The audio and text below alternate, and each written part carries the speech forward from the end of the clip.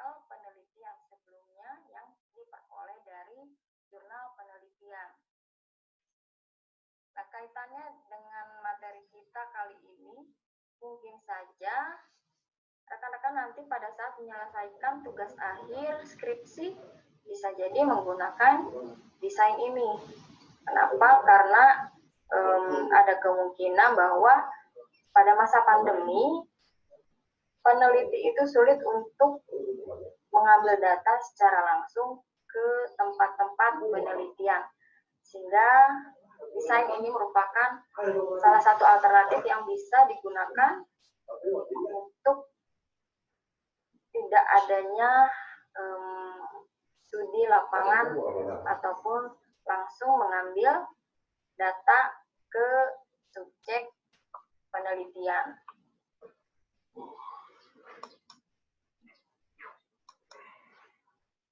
Ya, mungkin rekan-rekan pernah mendengar tentang literatur review.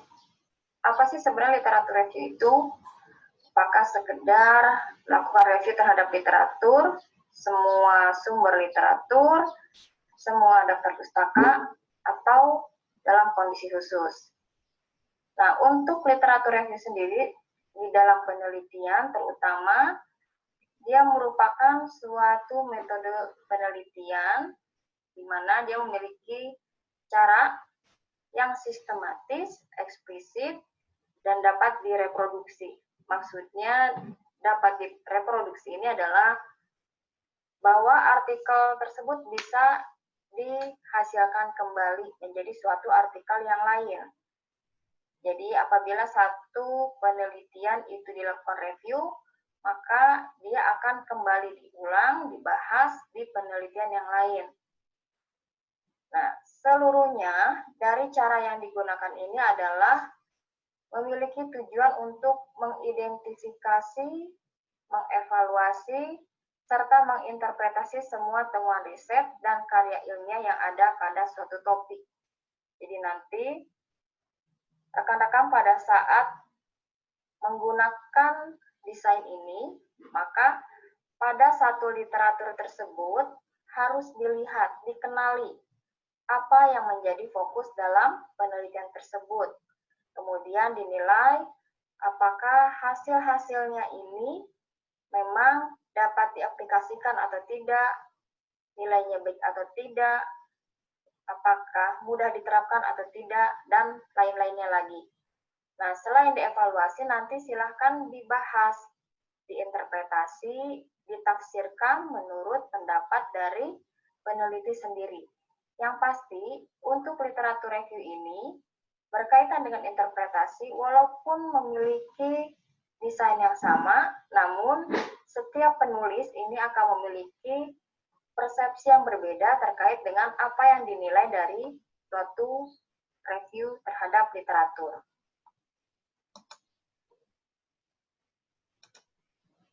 Yang akan kita bahas pada materi ini yaitu tentang langkah-langkah penelitian dilakukan, ya. Khususnya langkah penelitian ini adalah langkah pada penelitian dengan desain literatur review. Tentunya tidak jauh berbeda dengan langkah-langkah penelitian pada penelitian lainnya, hanya saja nanti akan ada sedikit perbedaan di cara pengambilan data, ya, termasuk juga nanti kita tidak ada populasi ataupun responden sebagai subjek dalam penelitian. Untuk rancangan penelitian, ya, rencana penelitian yang dikaitkan dengan desain litref ini, ya. Jadi literatur review selanjutnya saya akan singkat dengan litref. Ya, rencana penelitian dengan litref ini sama prinsipnya dengan penelitian secara umum, ya. Untuk proposal itu diawali dengan bab 1, 2, 3, dan untuk nanti hasil penelitian atau pelaporan itu bab 1, 2, 3, 4, dan 5. Ya, untuk bab 1 sendiri ini merupakan pendahuluan atau ya isinya tentang latar belakang. Kemudian bab 2 tinjauan pustaka, ya, sama dengan penelitian yang lain. Kemudian bab 3 juga isinya tentang metode penelitian, tapi nanti isinya mungkin sedikit berbeda dengan yang biasa ada di penelitian dengan pengambilan subjek atau data primer. Kemudian bab keempat, hasil dan pembahasan.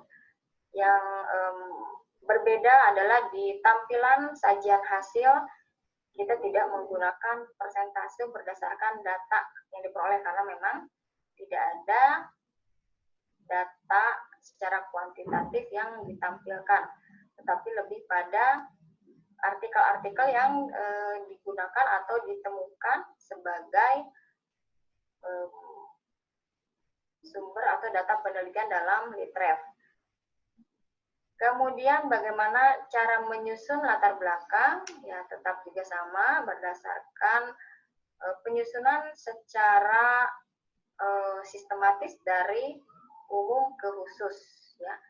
Nanti di latar belakang perlu adanya suatu analisis bagaimana topik yang diinginkan ini menjadi satu permasalahan dan menjadi fokus dalam penelitian.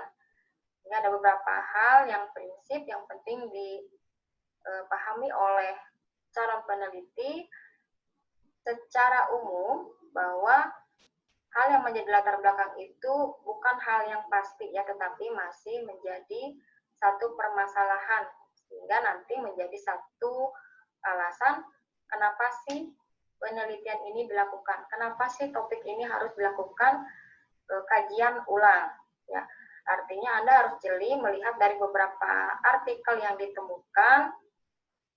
Kalau memang sudah jelas faktanya, ya sudah jelas hasilnya bahwa dari seluruh penelitian ini ada hubungan, atau semua penelitian ini tidak ada hubungan, ya sebaiknya sih tidak diambil sebagai topik yang akan dilakukan penelitian ulang dengan Litref. Kemudian kalau ada gap dari penelitian satu dengan penelitian lain, nah ini berarti menunjukkan adanya permasalahan berkaitan dengan topik yang diambil atau variabel yang diambil, sehingga justru disinilah hal yang menjadi krusial atau penting untuk dilakukan penelitian ulang. Bagaimana sih sebenarnya kajian dari studi sebelumnya terkait dengan topik-topik penelitian tersebut. Kemudian juga yang perlu dicermati, selain tadi misalnya dari gap yang ada dari hasil penelitian, juga perlu adanya pembanding dengan teori, ya. Jadi teori yang secara konsep yang sifatnya dari kontekstual dari buku textbook, nah itu dibandingkan dengan temuan di lapangan, apakah sesuai dengan teori ataukah berbeda. Nah, apabila ada berbeda, artinya di sini juga ada kesenjangan antara teori dan studi penelitian, sehingga perlu dilakukan kajian ulang. Ya, selanjutnya untuk rumusan, tujuan, dan manfaat, ini lebih pada bagaimana nanti kita membatasi variabel-variabel ataupun topik yang ingin dibahas. Ya, secara umum untuk rumusan permasalahan ini tidak jauh berbeda dengan penelitian yang biasa dilakukan dengan data primer. Hanya saja perbedaannya pada rumusan ini tidak ada tempat penelitian. Ya. Jadi cukup menggambarkan tentang variabel pada kelompok populasi yang mana, ya. Jadi mungkin saja nanti rumusannya adalah bagaimana hubungan antara variabel A dengan variabel B. Nah, untuk tujuan sendiri, yang perlu dipastikan ini harus sesuai dengan rumusan. Ya, jadi kalau misalnya tadi rumusannya adalah bagaimana hubungan antara variabel A dan B, berarti tujuannya nanti akan muncul untuk menggambarkan atau mengidentifikasi hubungan variabel A dengan variabel B. Nah, untuk Litref, terkait dengan tujuan khusus, bisa ada, bisa tidak ada. Ya, pada saat proposal disusun, mungkin saja tujuan khusus belum muncul, tapi nanti mungkin setelah pengambilan data, kemudian peneliti mendapatkan satu kondisi-kondisi khusus, sehingga ada beberapa variabel atau subvariabel yang muncul, itu bisa dijadikan ke dalam tujuan khusus penelitian. Jadi tidak ada masalah kalau ternyata pada saat proposal tidak ada tujuan khusus, tapi waktu melaporkan hasil ternyata ada. Ya karena memang ini disesuaikan dengan hasil penelitian yang didapatkan. Kemudian terkait dengan manfaat, ada berbagai hal, ya mungkin saja ditemukan teori baru, mungkin saja tidak ditemukan teori baru. Hanya saja untuk tingkat sarjana ya di S1, kemungkinan tidak ditemukan teori baru karena kita tidak sampai ke dalam sintesis data. Jadi cukup sampai analisis data. Untuk sintesis data sendiri ini perlu adanya seperti analisis data dalam studi kuantitatif ya, misalnya ada meta analisis. Nah, kita tidak sampai sana. Ataupun nanti ada analisis secara grounded teori. Nah, itu juga kita tidak sampai situ ya. Jadi hanya mengkritisi, mengevaluasi bagaimana hasil-hasil penelitian. Jadi kita memberikan argumen terkait pembahasan yang sudah diutarakan oleh penelitian sebelumnya. Selanjutnya untuk mengidentifikasi dari topik yang ingin kita ambil, tidak bisa kita langsung saya pengen penelitian tentang variabel A, tentang variabel B, tidak ya, tapi kita harus membaca dulu dari beberapa topik-topik penelitian yang ada sebelumnya. Jadi sebelum kita mengambil data, mengkaji secara detail, di awal penelitian kita harus mengidentifikasi apakah topik ini penting untuk diteliti secara literate atau tidak. Jadi bisa dari beberapa artikel. Hanya untuk artikel yang kita kaji di awal itu tidak menjadi bagian dari hasil nanti pada saat kita mengambil data penelitian. Jadi itu harus dikeluarkan sebagai sampel penelitian. Nah, untuk metodologi, bunyinya sih sama ya, ada populasi. Hanya untuk populasi dalam literatur review itu bukan dari populasi orang atau pekerjaan, tetapi lebih pada artikelnya sendiri. Ya, nanti kalau di litrev umumnya kita menetapkan yang menjadi populasi dalam penelitian ini adalah seluruh artikel yang ada di jurnal penelitian baik nasional maupun internasional tentang variabel A, B, C misalnya ya. Yang pasti harus dimasukkan terkait dengan variabelnya sendiri dalam populasi. Kemudian untuk teknik sampling, secara umum juga kita menggunakan yang teoretikal atau purposif.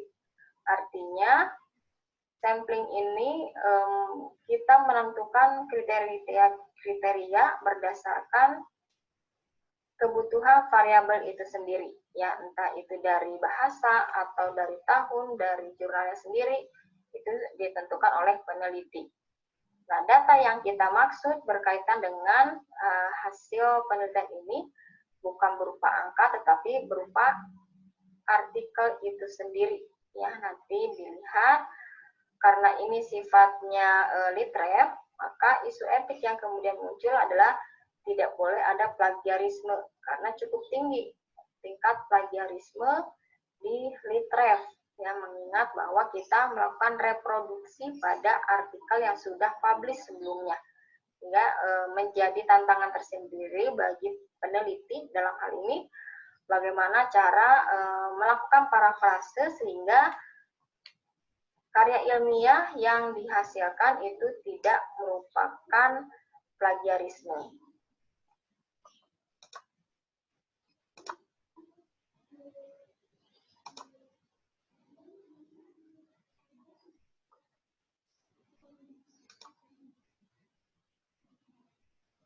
Review terhadap literatur merupakan hal yang penting dalam penelitian, ya.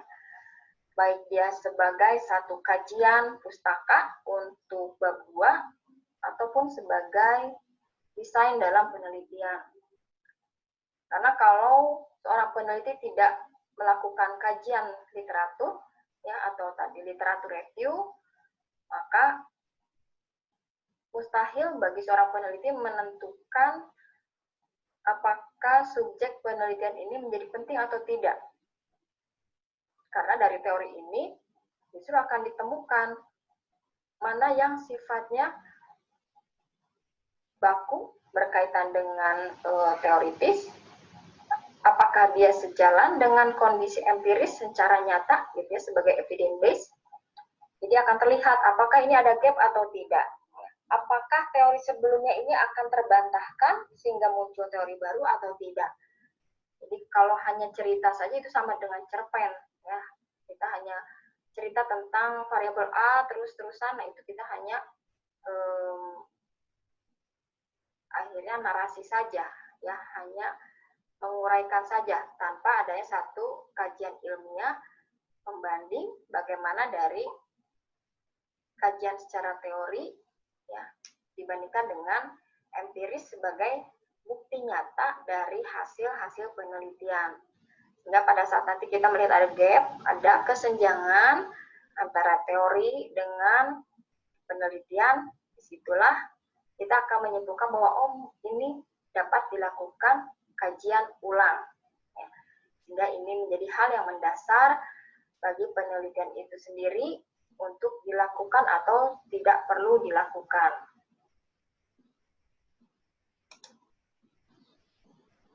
Review terhadap literatur merupakan hal yang penting dalam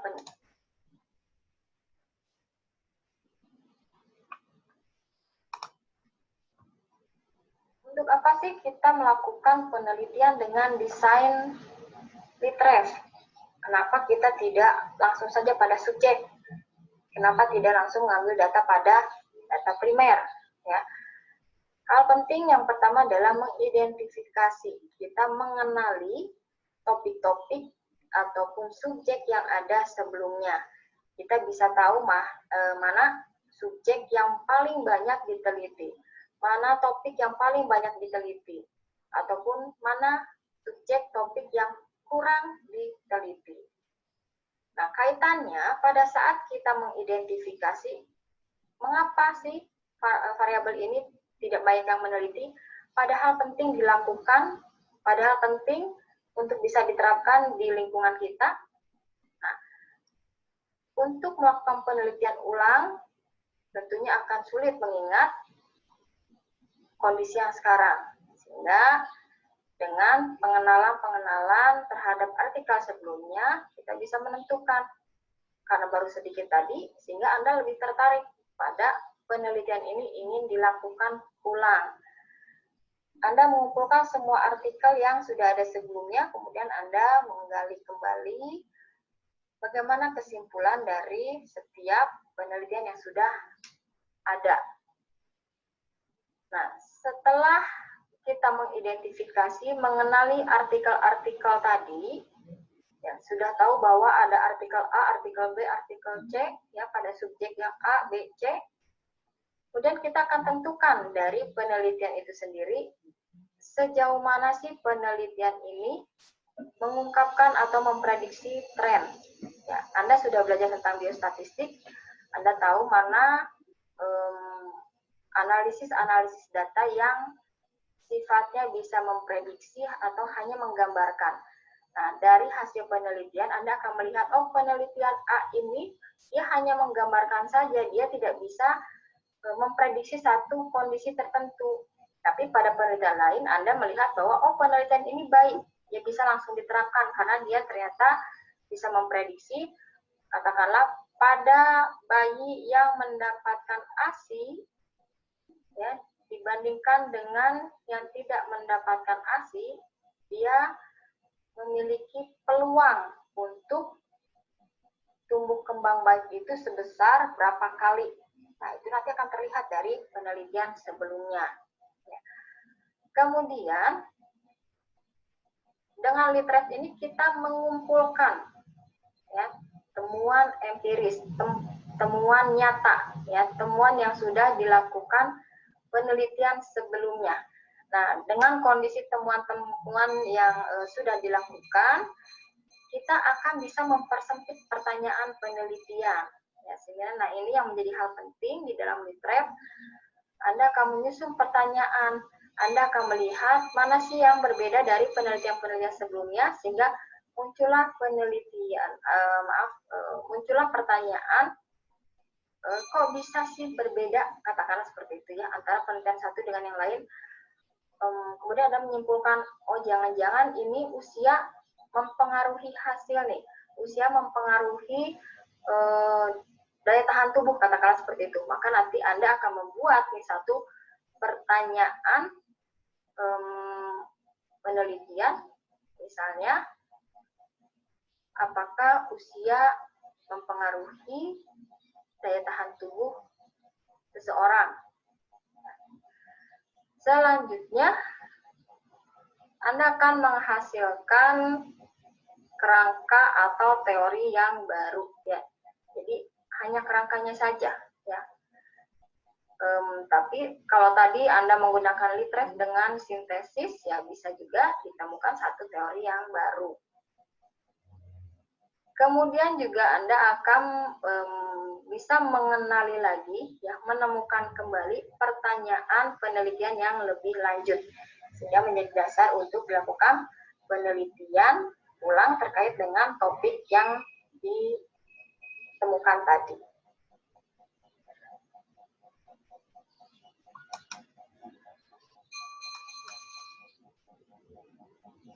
Seperti yang sudah disebutkan tadi di awal ya, kita bicara tentang literatur review ini buat apa sih ya. Jadi berdasarkan hal tadi, yang berdasarkan tujuannya tadi, maka bentuk literatur review itu ada yang memang sebagai review saja, yang kajian literatur, sehingga nanti menjadi satu latar belakang di dalam penelitian. Ya, nanti ada sintesis dan dijadikan sebagai kepustakaan, sehingga ditemukanlah satu gap atau kesenjangan antara pengetahuan dan empiris. Nah, ini akan menjadi satu bagian dari penelitian yang biasanya kita tempatkan di bab 2 sebagai tinjauan kepustakaan atau tinjauan pustaka, atau juga ada yang menyebut sebagai kajian literatur. Kemudian bisa juga sebagai review artikel, artinya bukan hanya sekedar kita mengumpulkan teori-teori kemudian kita simpulkan, tetapi lebih mensintesis seluruh artikel ya, tanpa adanya pengumpulan data primer. Jadi tidak kita perlukan lagi data-data yang sifatnya kuantitatif atau angka, tapi sudah terkait dengan data, pembahasan, sampai kesimpulan, metodologi seluruh dari artikel. Jadi tidak cukup untuk literatur review ini kita peroleh dari abstraknya saja, tapi harus keseluruhan dari full text-nya. Ya. Bukan berarti keseluruhan itu laporannya Anda harus temukan, gitu ya. Anda harus ketemu sama laporan penelitian yang isinya satu bundle gitu, tidak perlu, tapi yang sudah dipublikasikan. Ya, nanti Anda sudah tahu mana hal-hal penting yang sudah disampaikan oleh peneliti.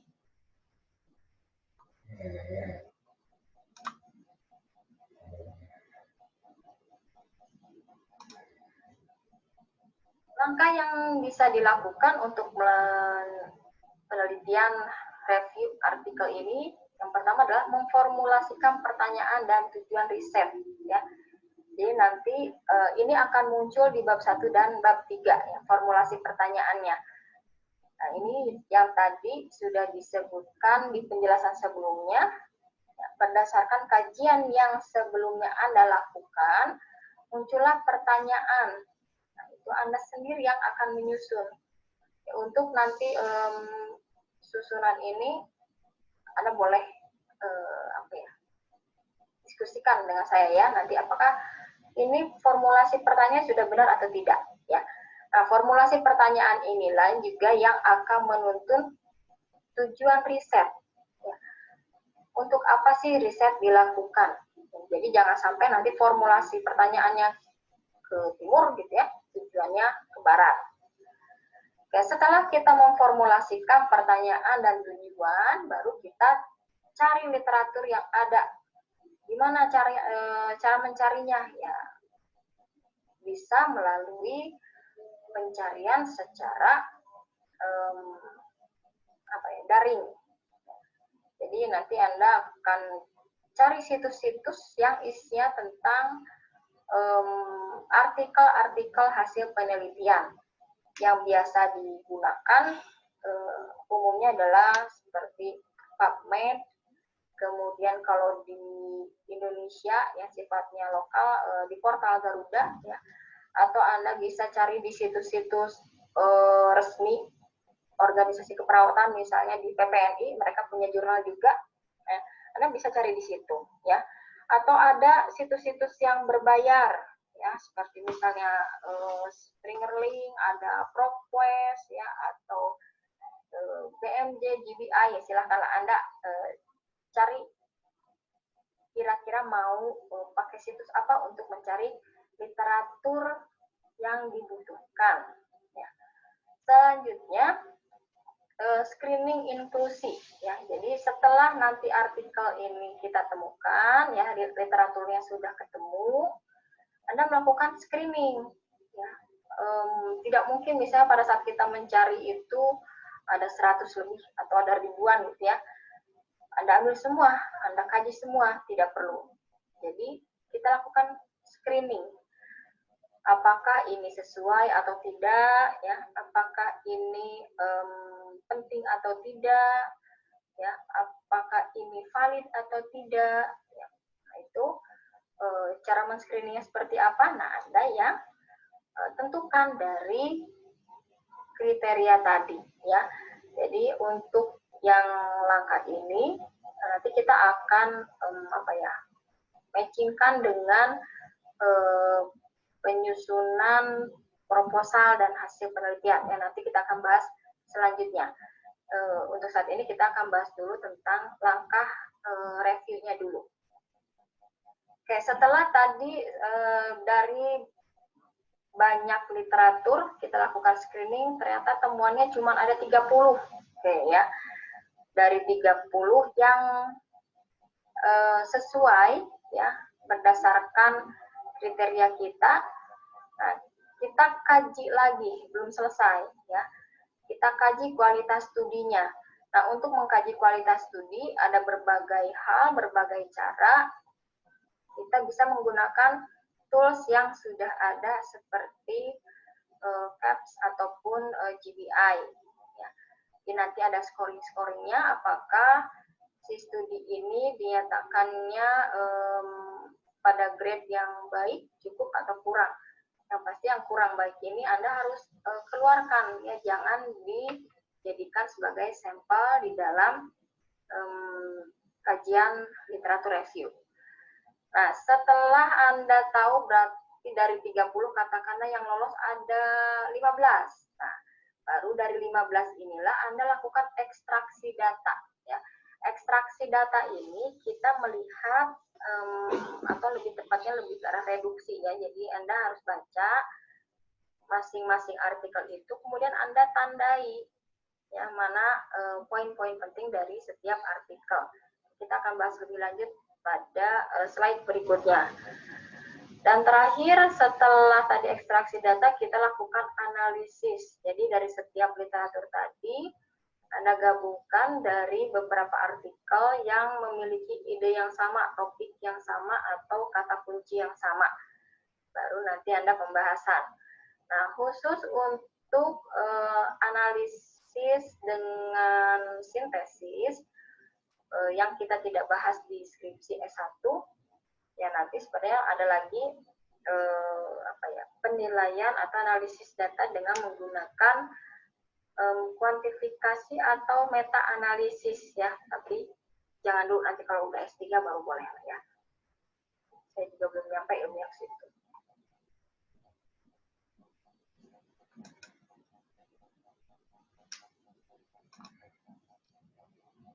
Untuk jenis literatur review sendiri ini ada beberapa macam. Yang paling rendah atau yang paling sederhana adalah naratif review, di mana cara yang dilakukan ini cukup tradisional, seperti halnya kita memberikan satu resume atau ringkasan dari literatur yang sudah ada sebelumnya. Dan ini didasarkan pada pengetahuan sebelumnya dari si penulis. Selanjutnya untuk deskriptif atau mapping review, ini berbeda dengan naratif. Kalau pada deskriptif ini dia lebih memiliki prosedur yang sistematik, ya, meliputi mulai dari pencarian, screening sampai mengklasifikasikan penelitian. Yang ketiga, scoping review, ya. Tidak seperti naratif dan deskriptif. Pada scoping review ini penelitian yang digunakan atau hasil-hasil penelitian terdahulu ini tidak memiliki batasan, jadi seluruhnya digunakan, termasuk pada literatur yang sifatnya abu-abu, dalam artian bahwa mungkin ini keilmuannya itu bisa meliputi dari beberapa keilmuan. Nah, namun pada scoping ini dia juga akan mempelajari atau mengevaluasi dari penelitian yang diambil ini mengenai bagaimana penelitian itu dilakukan, ya, termasuk area-area mana nanti dia dilakukan.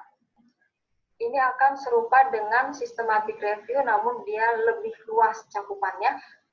Ya, artinya kalau nanti kita bicara tentang systematic review, selain dari langkah-langkah ini, dia akan spesifik terkait dengan intervensi tertentu. Ya. Untuk perawat sendiri, ya, secara umum pada pelayanan kesehatan, praktisi, ya, mereka menggunakan systematic review dibandingkan dengan yang lain, karena dia lebih fokus pada satu jenis penelitian tertentu, satu area tertentu, bahkan pada satu tindakan atau intervensi tertentu. Ya, contoh kalau kita misalnya mau meneliti tentang infus, ya sudah tentang infusnya saja, tidak terkait dengan yang lainnya lagi. Selanjutnya untuk realis review, dia mengembangkan dari systematic review yang ada sebelumnya. Ya. Jadi hasilnya ini dikembangkan dan ditingkatkan dengan menambahkan beberapa informasi dan bukti-bukti yang lebih heterogen atau lebih beragam. Ya. Jadi kalau tadi kita bicara hanya misalnya tentang infus, mungkin pada penelitian realis ini dia akan menambahkan misalnya pemberian cairan bolus ataupun lain-lain. Intinya ada beberapa intervensi yang digunakan pada realis review, sehingga nanti akan didapatkan satu kesimpulan mana tindakan yang lebih baik. Nah, hal ini yang akan mendasari adanya kebijakan dari satu institusi untuk mengambil satu keputusan. Katakanlah misalnya dari satu rumah sakit ini mereka memiliki beberapa intervensi, tetapi belum tentu semuanya digunakan. Nah, untuk menentukan mana yang akan menjadi standar di rumah sakit tersebut, bisa dilakukan satu realis review. Ya, jadi membandingkan beberapa intervensi untuk kasus yang sama. Dan yang terakhir tentang critical review, ini lebih ditujukan pada mengevaluasi, ya, secara kritis dari literatur sebelumnya yang berfokus pada misalnya kekuatan dari penelitian tersebut, kemudian kelemahan, kemudian kontradiksi, kontroversi, ya, atau inkonsisten, ya, tidak sesuai, hipotesisnya seperti apa. Intinya dikaji setiap isi yang ada di dalam penelitian tersebut.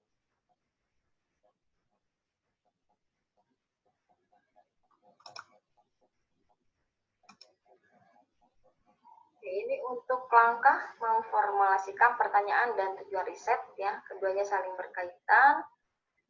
Jadi setelah nanti pada saat awal Anda melakukan kajian literatur, tentukan kira-kira dari literatur tersebut Anda mau melakukan apa. Ya akan ketemu tujuan utama dari riset yang ingin dilakukan itu seperti apa. Dari tujuan tersebut, maka akan muncul satu konsep atau variabel utama yang menjadi fokus dalam penelitian. Nah, variabel inilah yang nanti harus muncul di dalam pertanyaan riset. Nah, berdasarkan pertanyaan riset itu baru nanti akan dirumuskan menjadi satu rumusan permasalahan yang akan nanti dicantumkan di bab 1. Nah, untuk ketiga hal ini yang kita lakukan, umumnya adalah untuk pegangan ataupun pedoman bagi peneliti dalam menentukan metodologi pencarian dan analisis ya, karena dari pertanyaan riset inilah peneliti akan tahu mana metodologi yang paling tepat ya, kemudian keyword apa yang akan digunakan saat pencarian sampai nanti melakukan analisis itu fokusnya terhadap keyword apa saja. Jadi sangat penting di awal pada saat kita mau melakukan penelitian dengan desain literatur review untuk tahu tujuan penelitian dari penelitian yang akan dilakukan oleh calon peneliti.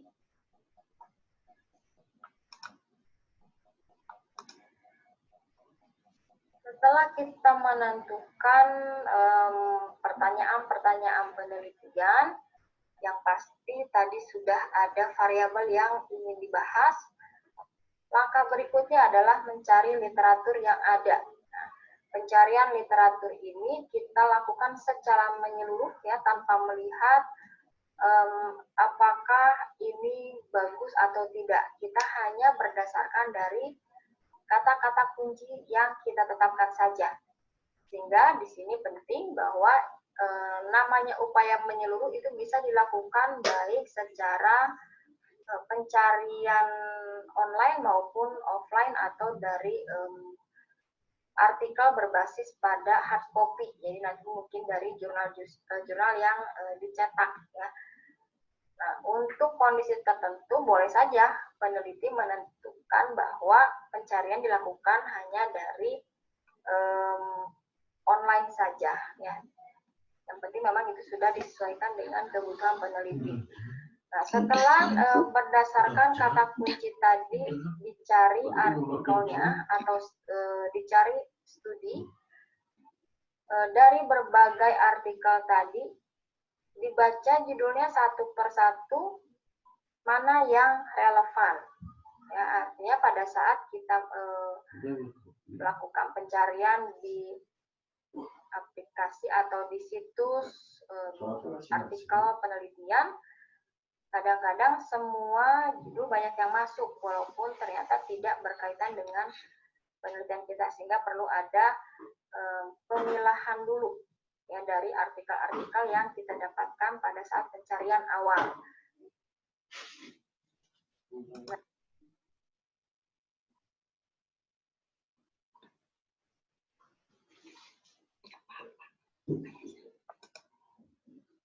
Berikutnya setelah kita tentukan dari beberapa judul tadi, baru kita bisa masuk ke masing-masing artikel tadi.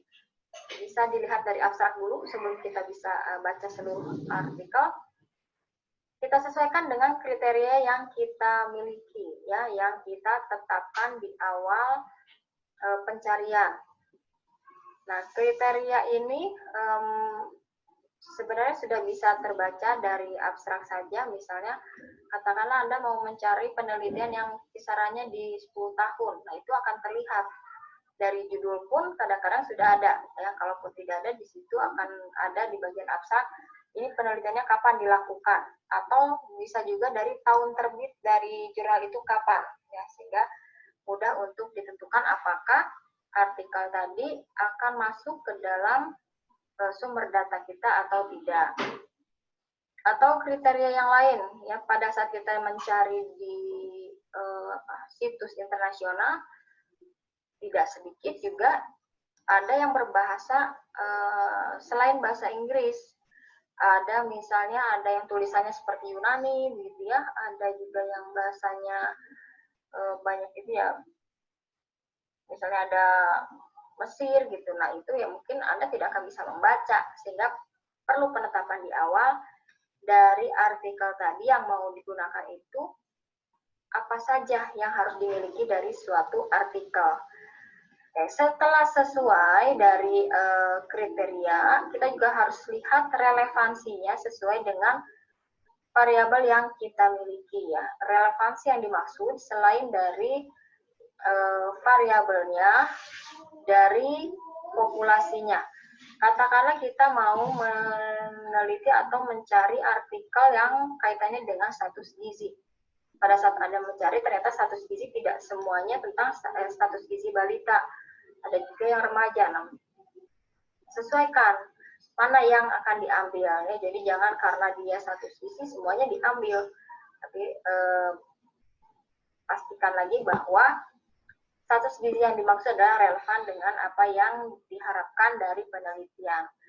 Kemudian lakukannya secara objektif, artinya semestinya untuk penelitian literatur review ini minimal 3 orang, ya.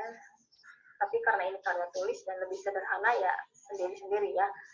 Tapi nanti ini sebenarnya bisa diputuskan bertiga itu dengan pembimbing 2, jadi ya bisalah dikatakan literatur review ini dilakukan oleh 3 orang.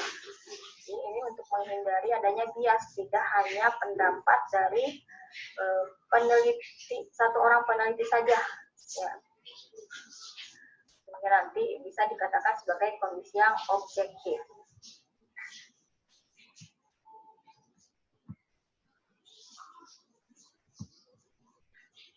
Setelah artikel tadi kita dapatkan, ya, sudah sesuai relevansinya, kemudian kriterianya juga sudah sesuai, kita juga harus menilai bagaimana kualitas studi itu sendiri.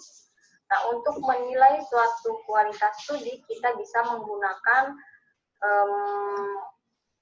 berbagai cara, ya. Bisa kita lihat dari desain yang dilakukan, ya, tapi akan lebih baik lagi jika Anda memiliki tools atau instrumen. Yang paling sering digunakan yang GBI, ya, jadi ada Joan Bridge instrumen untuk mengkaji apakah artikel ini kualitasnya baik atau tidak, ya. Jadi nanti Anda bisa mencari juga itu apa, ada juga CASP, ya, juga sama, dan Anda harus perhatikan GBI dan CASP ataupun instrumen lain umumnya dia memiliki kekhususan, yaitu mengkaji untuk jenis penelitian yang mana, karena nanti penelitian untuk yang case control itu punya instrumen yang berbeda atau daftar checklist yang berbeda.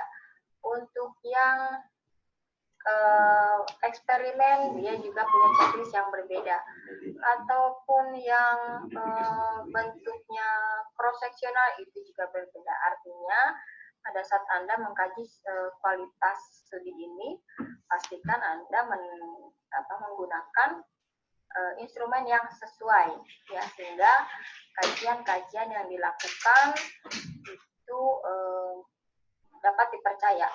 Dan nanti setelah Anda melakukan checklist sesuai dengan instrumen tadi, Anda akan melihat atau mendapatkan skornya yang akan menunjukkan bahwa apakah si artikel tadi masuk ke dalam kelompok yang kualitasnya rendah, ya, sedang atau baik. Ya, sebaiknya Anda menggunakan yang sedang sampai baik, ya. Ya, syukur-syukur dapat semuanya baik. Tapi untuk kualitas yang rendah itu menjadi artikel yang tidak perlu digunakan atau bisa kita eksklusikan di dibuang ya, tidak masuk ke dalam kelompok data dalam penelitian literep.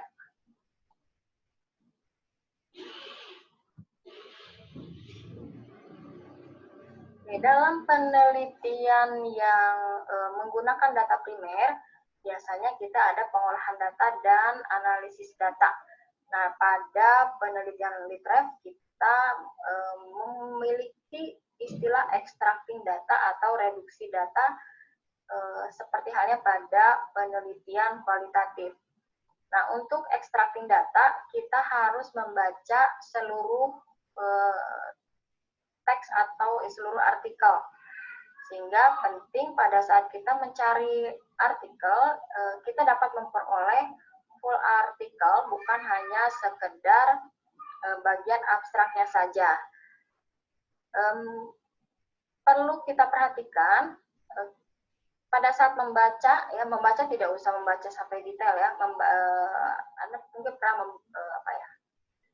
mempelajari cara membaca cepat ya, sehingga nanti akan ketemu nih kata-kata kunci. Jadi Anda harus jeli dalam melihat kata-kata yang relevan dengan penelitian atau dengan variabel Anda.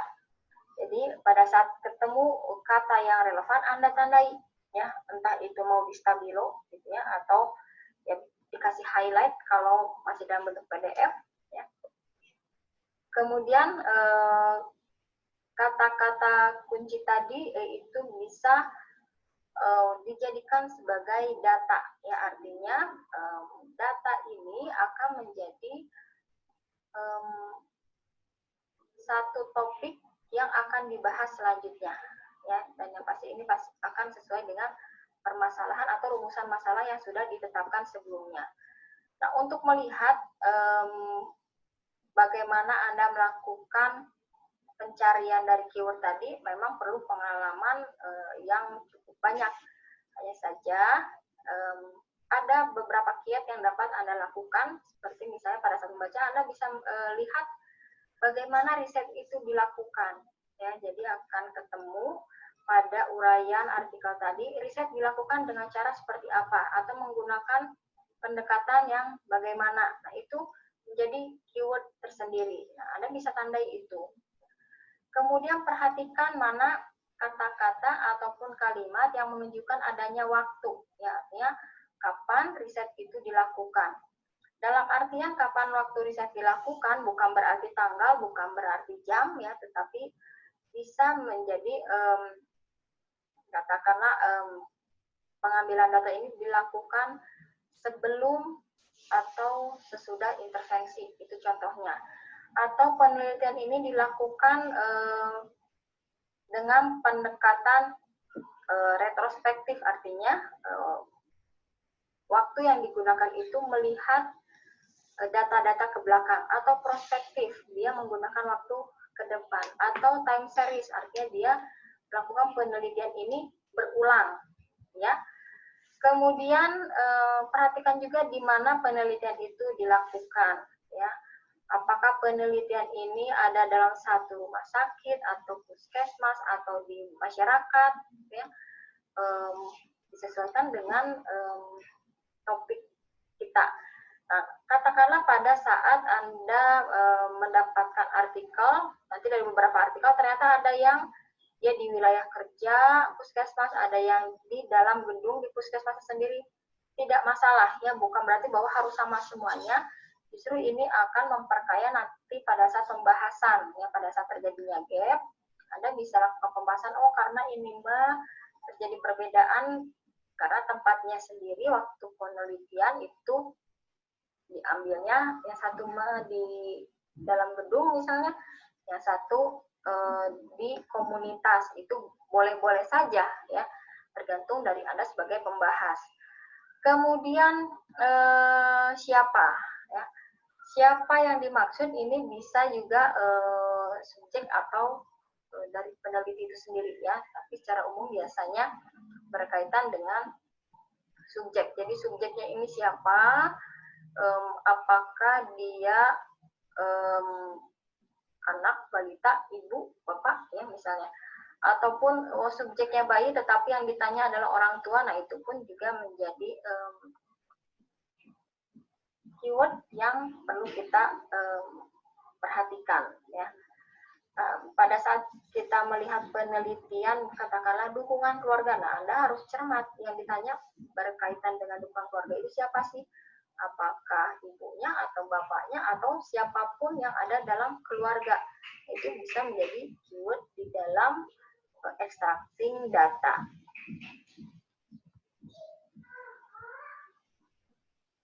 Selanjutnya, setelah Anda menentukan atau mendapatkan keyword tadi, keywordnya Anda kumpulkan, bisa dengan bantuan menggunakan matriks. Jadi bikin aja tabel-tabel gitu ya, kemudian susun dari artikel 1 ketemu keywordnya apa saja ya, kedua apa ya, kemudian Anda diringkas mungkin ada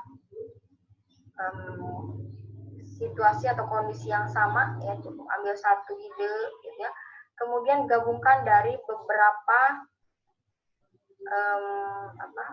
keyword-keyword tadi yang misalnya oh ini masuk ke dalam fisiologis, semua hal yang ada, oh ini ada tekanan darah, oh ini ada demam, oh ini ada apa, oh kita masukkan jadi satu kelompok misalnya, oh ini ada cemas, ini takut, ini khawatir, kita jadikan satu kelompok, itu penggabungan. Kemudian setelah kita gabung itu, kita lakukan organize atau atur ya, atur itu dalam artian si kata-kata kunci tadi itu masuk ke dalam topik besarnya apa, sehingga nanti mana sih yang duluan muncul, nah itu Anda atur mana yang ingin dibahas lebih dahulu. Jadi jangan sampai nanti Anda bingung, saya ini mau bahas tapi mau bahas apa ya, mana duluan sih yang mau dibahas gitu. Nah itu silahkan dari keyword tadi kita awali dari yang sederhana, mana susunan yang paling rendah atau lebih dulu, baru sampai ke yang pembahasan lebih kompleks. Nah, setelah kita melakukan organize atau mengatur data tadi, baru kita bandingkan dari setiap penelitian. Ya. Katakanlah penelitian A isinya tentang apa, di B berbeda. Nah, Anda harus lakukan satu kajian atau analisis kenapa bisa beda gitu, atau kenapa bisa sama. Nah, itu silahkan berdasarkan apa yang Anda temukan dalam literatur tersebut. Jadi tidak boleh ngarang-ngarang juga gitu ya. Nah, untuk literatur review pada tahap sarjana atau tahap skripsi ini kita cukup sampai sini saja ya. Jadi mulai dari menyusun, meringkas, menggabungkan, mengatur sampai membandingkan. Tidak sampai sintesis data. Nanti dalam sintesis data itu ada yang kuantitatif dan kualitatif, dan ini menggunakan uji statistik ya dengan frekuensi analisis ataupun meta analisis. Sedangkan untuk kualitatifnya ada ground teori, naratif analisis, dan meta etnografi. Dan itu nggak usah ya, belum sampai pada jenis penelitian ini ya. Kalau di S1 cukup dengan bivariat, tapi itu pun kalau untuk mau bivariat adanya di penelitian yang secara langsung atau menggunakan data primer, bukan pada kelompok penelitian literatur review.